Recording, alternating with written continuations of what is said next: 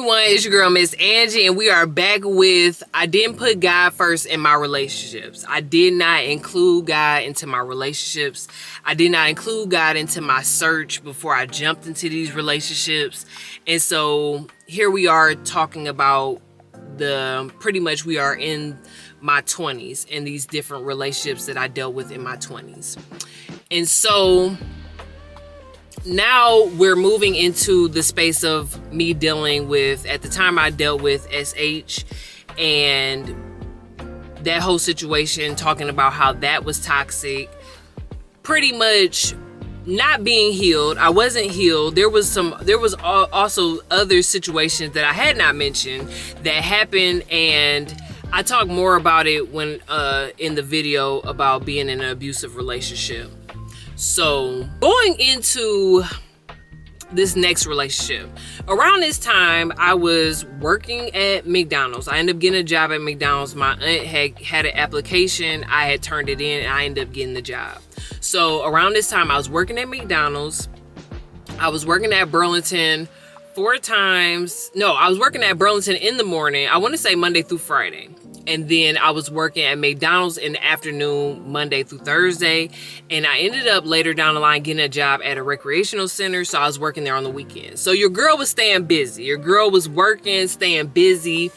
And I was going to community college, but it started to fizzle out because of a situation with my financial aid and me not keeping up with that. So during this time, after I ended up being done with college, I just was solely into working, maintaining my bills, my car note and everything. So I was working 3 jobs at this time. I ended up meeting SP. This is the abbreviation for his name. I ended up meeting SP at McDonald's. And overall, his personality, him and his brother, they both worked there. His personality was really fun, really silly. He loved to sing. He loved to dance. He was just overall a very fun person. So coming to work, hearing him and his brother make jokes and stuff, it was just like the highlight of my day when you come from such a bad relationship, right? So anyways, he was very flirtatious, but I thought it was just always a part of his silliness. But he was flirtatious, and me and him ended up starting to talk. We exchanged numbers, and then before I know it, we're in a relationship. So the relationship started off good in the beginning. We would always go to either the movies or we would always go to places where you can do like places like a Zap Zone, stuff like that. We would go and do those things. It was always a lot of fun. He would also be very busy with work. Later down the line, he ended up losing his job at McDonald's. He had got arrested, I want to say, for something dealing with tickets. He ended up getting arrested. He was in jail for like a day. Me and his mom had put together the money to get him out. So I want to say, I think the reason why he was in jail was because I think his tickets ended up turning into warrants. That might have been what it is. So slowly, it would seem like I was that type of person where I was getting him out of a lot of situations, or it seemed like before I knew it, there was a lot of just like negative situation that was happening.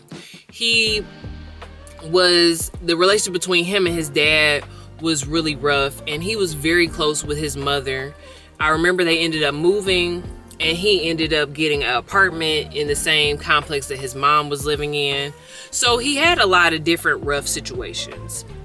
In between this time, I remember a situation where he had used my car. So he was always using my car, and in between different jobs that he had, but he would use my car. He would come and pick me up from work. This particular time, he wasn't there when I got off. I was calling his phone, no answer, no response. And I'm kind of like layering these different subjects so that you guys can kind of see the picture. So I ended up having to call my mom. I called my mom. She ended up picking me up, and we drove around to his apartment. Drove around, didn't see my car, didn't see him. There was still no answer from his phone. So I tell my mom, let's go ahead and pull up back up around McDonald's. Maybe he came back. We get to McDonald's and my car is there. I run in and talk to my manager because, of course, he used to work there. He gave the keys to one of the managers, of course, that I know. And $5 was left on the seat, and that was it. When I got into my car, there was lip gloss and I think a comb in the back seat. And I was like, what is up with this, right? So that's one portion of the story, because all of this is going to make sense. Now, going to another situation. I remember we were going out, and after us hanging out, he ended up pulling up to a house. Now, the house that he pulled up, instead of pulling up in front of the house, he pulled up 2 doors. And this was around wintertime, so it was snow. And he dropped off some stuff after he had went to the store, dropped it off. He said it was for a family member. Okay, so now we leave that story here.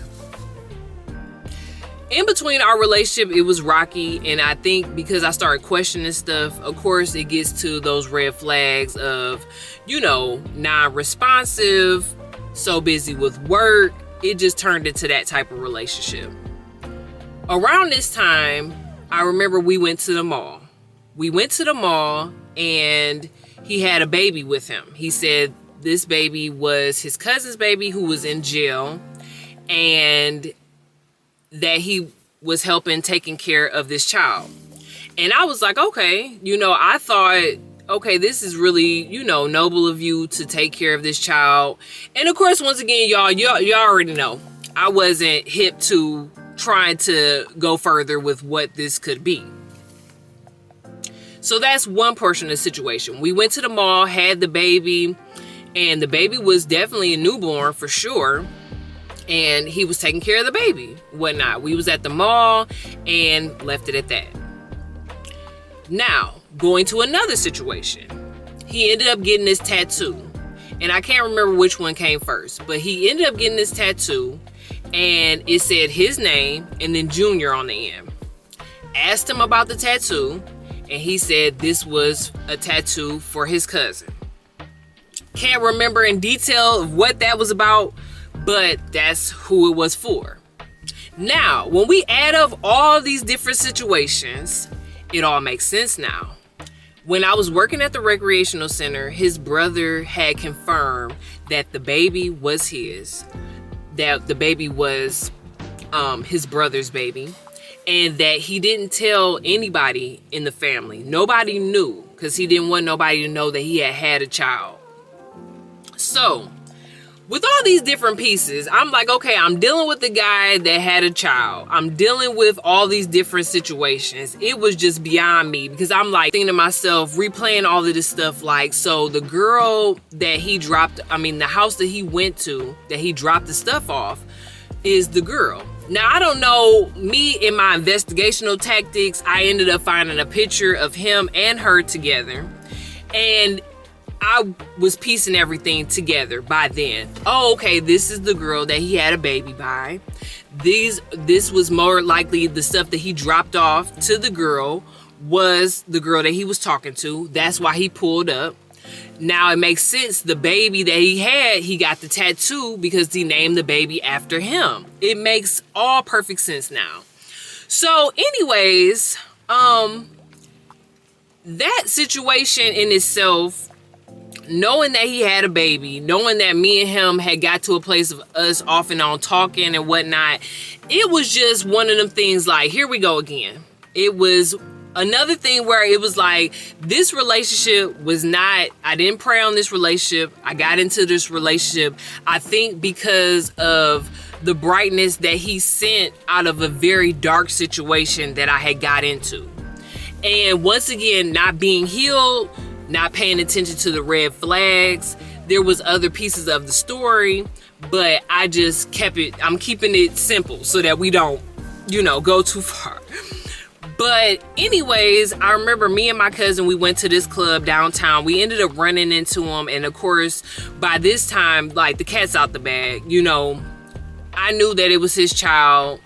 I asked him, like, how's your son doing? He said his son was doing good. I want to say he might have had another child or whatnot. And we might have exchanged numbers, but I just knew it wasn't going to go anywhere. I just knew, like, it was just a lot of his own personal hurt and pain that he has been through. And I was just a part of it. And I felt like in that relationship, I was always solving something. I was always in this rabbit hole of something with his car, something with his family. And yeah, in a relationship, I don't have a problem being there. But when you feel like someone is just solely relying on you or solely putting their baggage on you, it can be wearing. So we ended up ending the relationship. Like I said, I did run into him maybe like once or twice and just said, hey, hope everything is going good. And just kept it at that.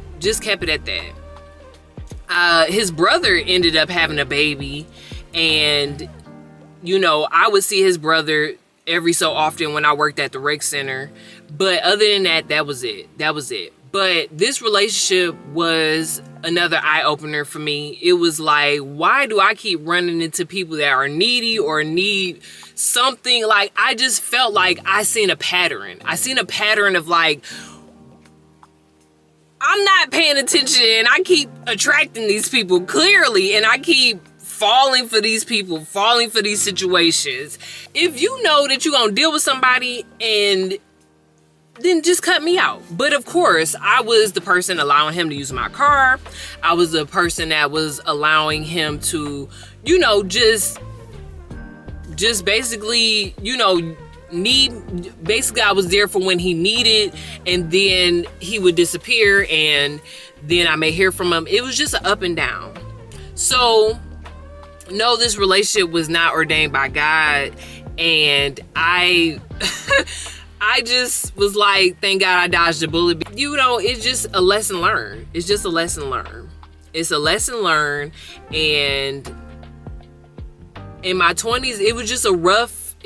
And I don't want to sit up here and, like, at the end of the day, it's like, y'all be like, girl, what was you thinking? But I was young, and I just didn't have the guidance or the foundation to how to find the right person.